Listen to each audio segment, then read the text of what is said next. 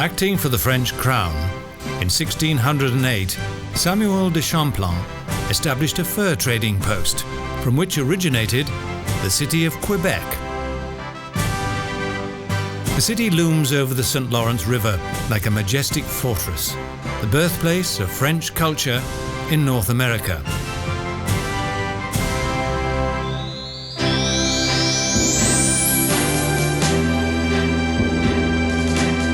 In the distance, Chateau Frontenac derived its name from the commander who once fought against the English.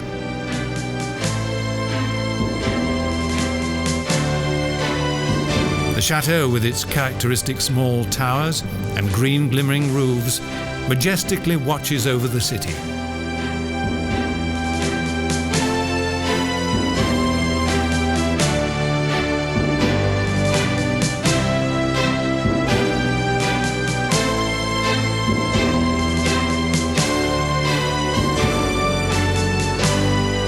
In 1943, this world-famous building was the rendezvous for the Allies, who met here to prepare for the Normandy Landings of D-Day. The castle-like hotel was built and lavishly furnished in 1894 by the Canadian Pacific Railway, on the site of the former Fort St. Louis.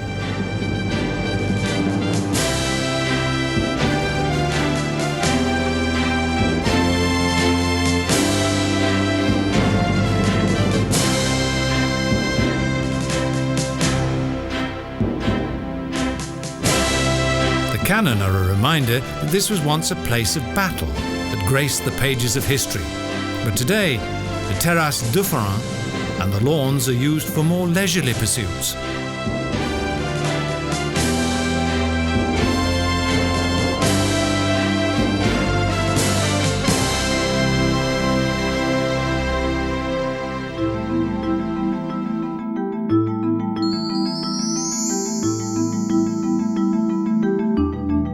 In 1832, the citadel was built 100 meters above the river, a massive fortress encircled by thick star-shaped walls.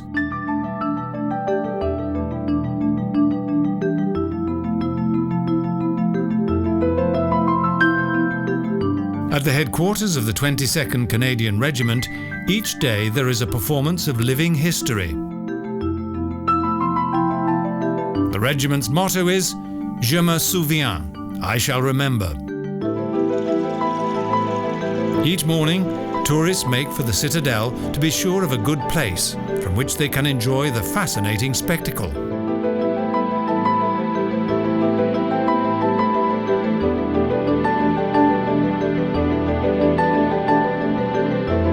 At exactly 10 o'clock, there's a military parade and the changing of the guard.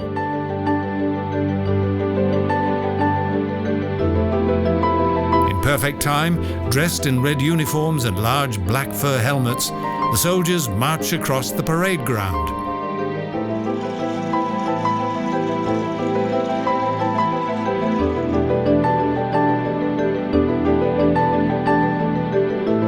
Due to the positioning of the citadel and the castle, as the soldiers appear in front of the huge roof of Chateau Frontenac, it's an impressive sight.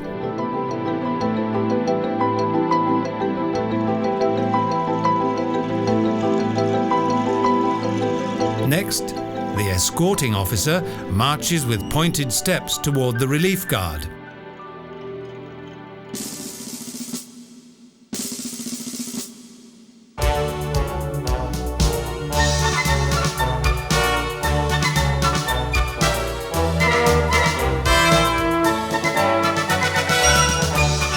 Suddenly, the strident tones of a regimental band makes its own special contribution to the stunning open-air show.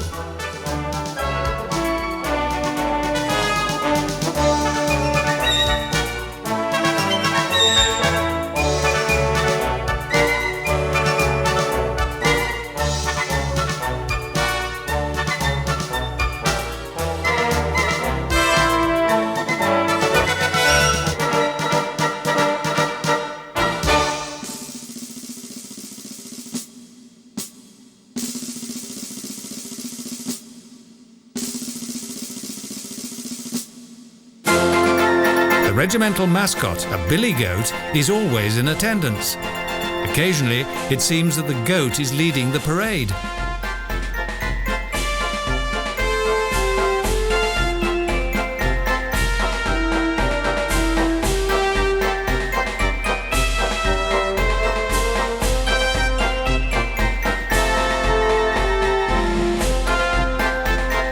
Here there's much to see. The expectations of the crowd are always satisfied by this colourful display of music and ceremony.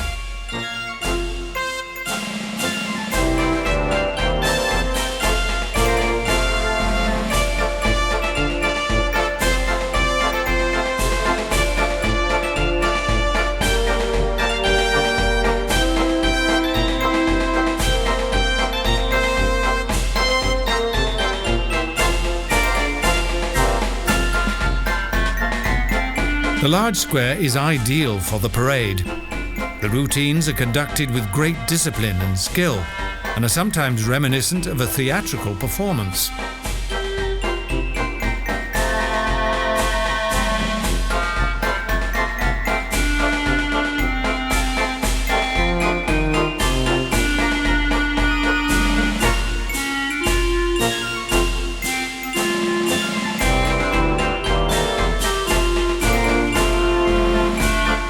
Spectators from all over the world come to see this superb spectacle.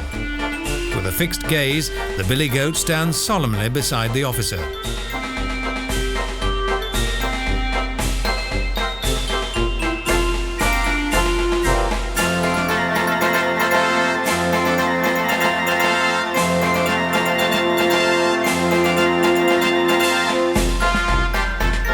As a finale, the soldiers repeat their steps in perfect, choreographed march formations. The music rises to a crescendo.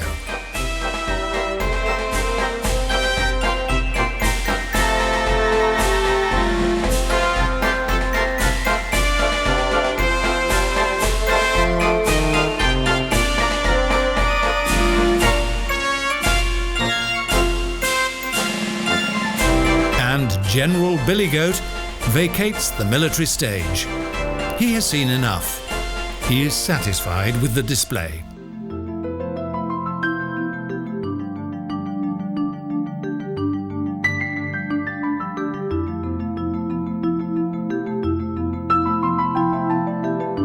Some manage to take a final photo. As a military mascot, the goat has a long tradition, as witnessed by many an old photograph.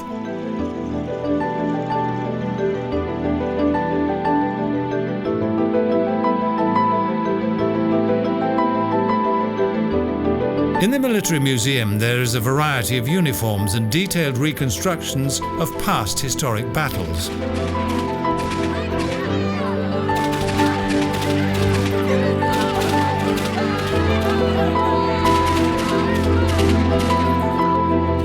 Everyone is fascinated by these mementos of a bygone time.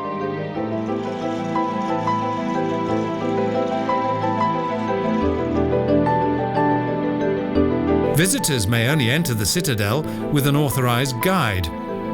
Expert guides explain the amazing history of this old military building.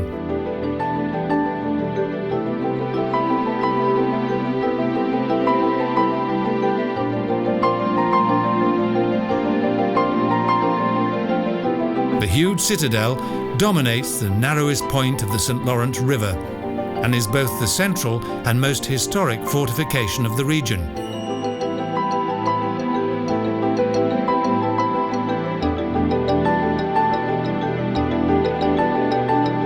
Due to this citadel, Quebec is the only fortified city in North America.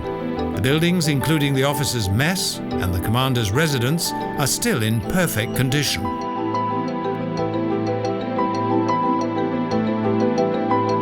A final view of the military complex's old chapel, and the tour comes to an end. But the images of a battle-torn and adventurous past leaves a lasting impression.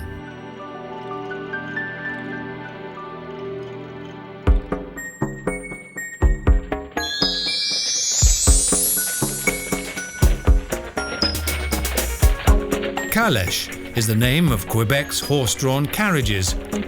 they have always been of practical service in the daily life of the city.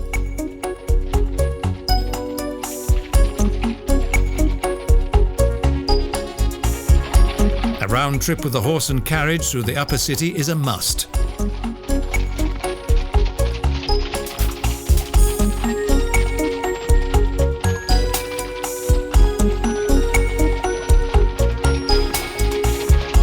The journey goes past the Parliament building,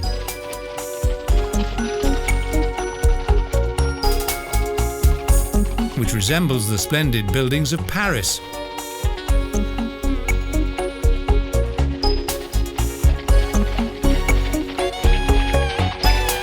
Further on to the Chateau Laurier, that even from outside brings to mind the laughter and gaiety of Parisian celebration.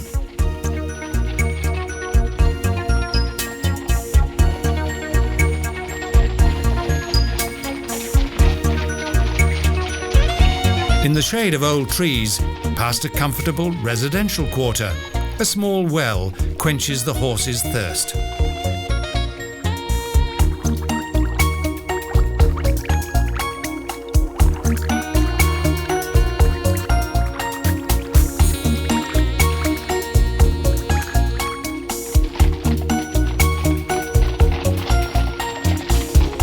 Next, the journey passes Champlain, an old battlefield on the city's highest point.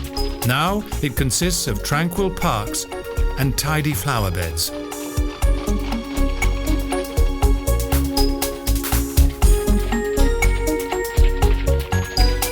Here in September 1759, a battle took place between British troops led by General Wolfe and the French, commanded by Montcalm. The matter was settled by the English.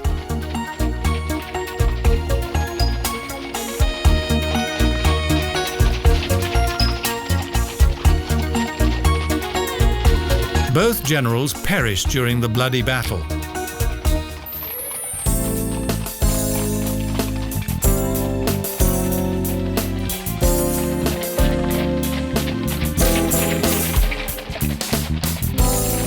The French were forced to retreat, but they returned the following April and defeated the English.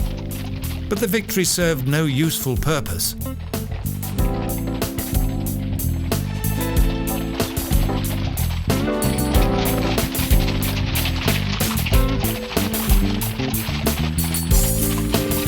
In 1763, a peace treaty was signed between England and France.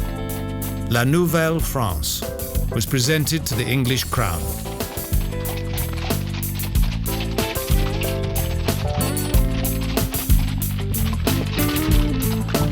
In 1774, the British government passed the Quebec Act, a favourable law that solved many of the colony's problems.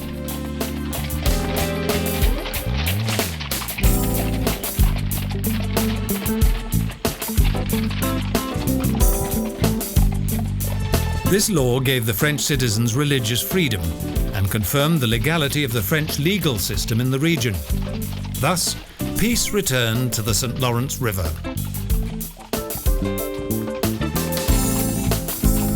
However, the military of the then embryonic United States of America came to convince Quebec that independence was impossible.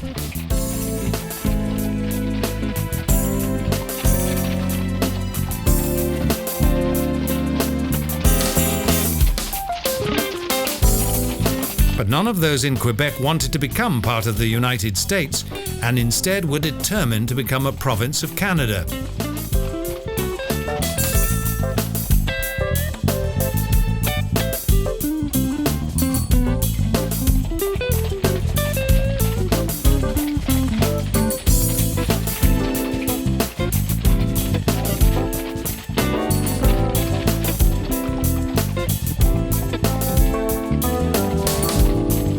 The city of Quebec is the cultural centre of the Franco-Canadian. A robust and impressive construction style dominates the buildings. Enormous, bare, granite stone walls.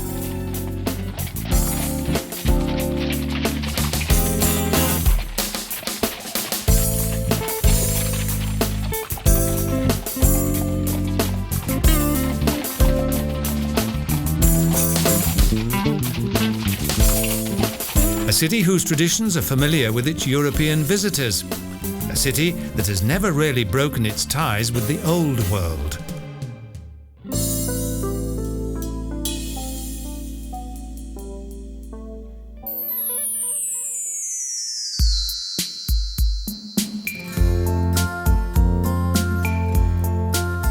Quebec's upper city is encircled by a 4-kilometre-long fortified wall that was built upon by the French and the English, evidence of a dramatic past.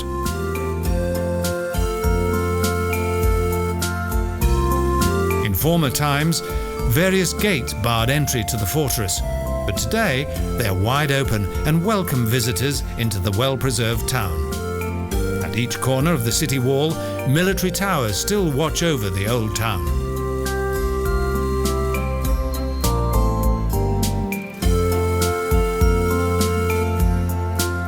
Within the Parc de l'Artillerie, during the 17th and 18th centuries, a military barracks and officers' accommodation were built, now on full display to the general public.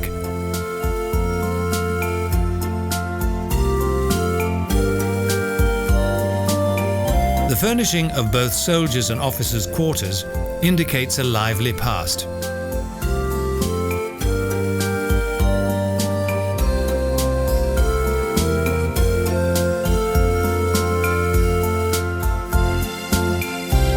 Some of the private houses in the old town are open to the public. The original furnishings can be seen at close quarters, and a friendly guide explains the daily life of bygone times.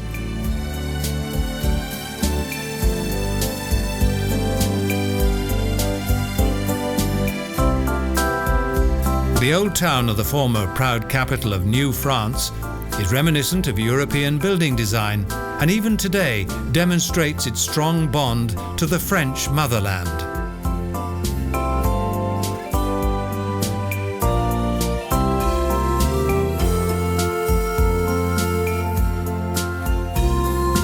"25,000 years ago, the original native inhabitants of North America travelled south across the Bering Strait into what is now Canada. In the 16th century, they first met with Europeans, and the word of Christianity spread far and wide.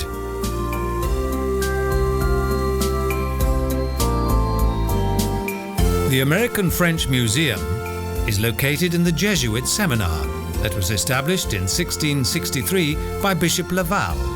The noble old buildings contain various faculties of Laval University. In the university's adjoining Briand Chapel is the marble sarcophagus of its founder, Bishop Laval.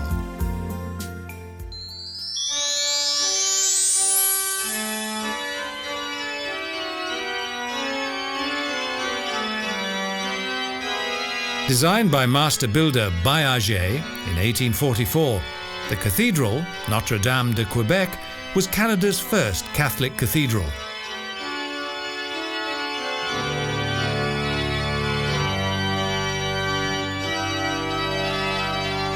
The Baroque dome of the basilica demonstrates the splendour of Catholic church design. The altar captivates with its rich detail, and paintings of the Holy Mother decorate the interior.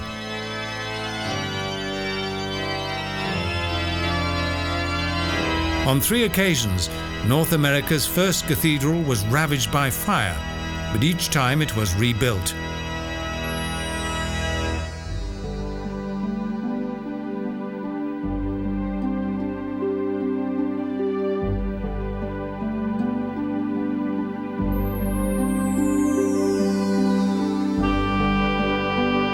The outstanding art of the Inuits, that means human in the language of the Algonquin Indians, is gradually coming to light.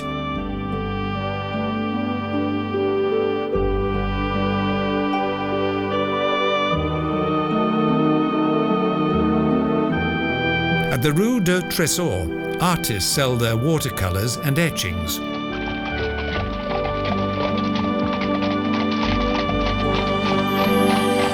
The Anglican Cathedral is a reminder of the English era, the first Archbishop's Cathedral outside the United Kingdom.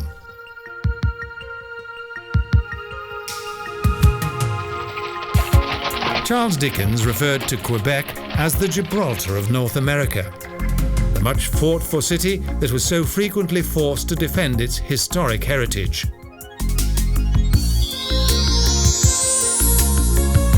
The funicular connects the upper city with the lower, the Quartier Petit Champlain, the first settlement that was situated on the banks of the St. Lawrence River. The name Quebec has its origin in the Indian word Quebec, that means junction of the waters. Here the St. Charles River leads into the St. Lawrence River. The Place Royale is the city's original birthplace.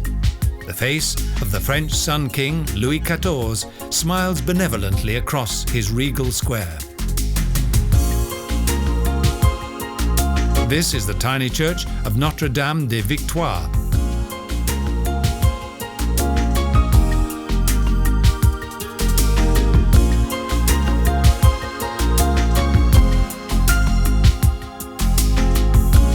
Old houses with perfectly restored facades flank the square and the streets of this district.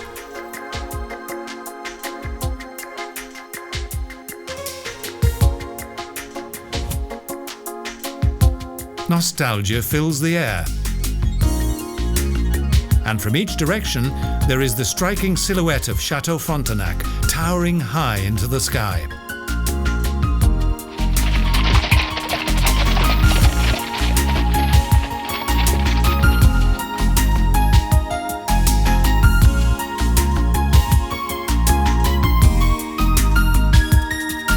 During times of war in Europe, North America's colonial outposts constantly changed their allegiance, but Quebec survived throughout.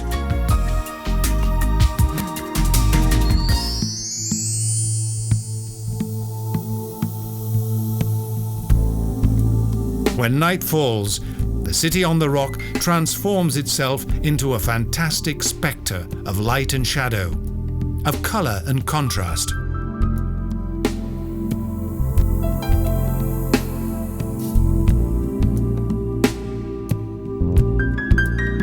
When illuminated, Chateau Frontenac looks even more like a mystical castle that can only be accessed from the lower town by way of several steep steps.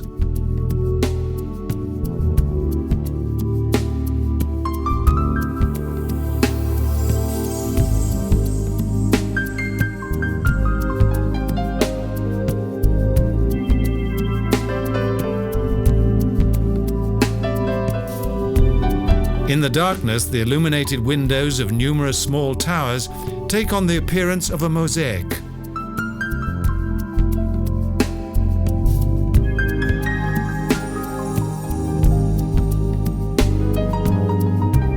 Bridges, monuments, and alleyways appear as from a dream, colouring and inspiring the senses. Even now, the city's horse-drawn carriages continue to show off Quebec by night to those who prefer a nocturnal tour.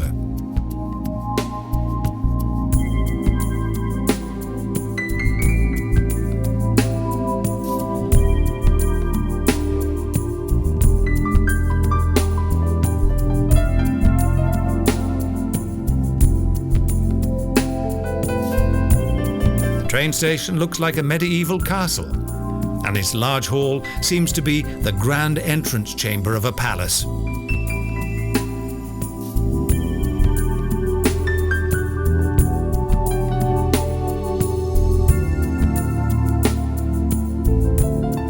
The station's anterooms contain huge windows, and its ceilings display colourful glass images.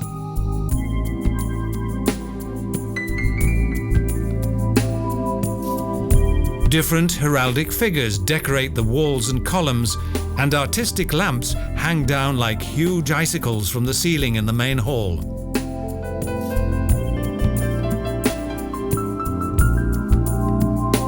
Canada's oldest city has successfully retained its deep and historic roots, maintained its precious foundation, and has sensitively linked to the needs of the modern world.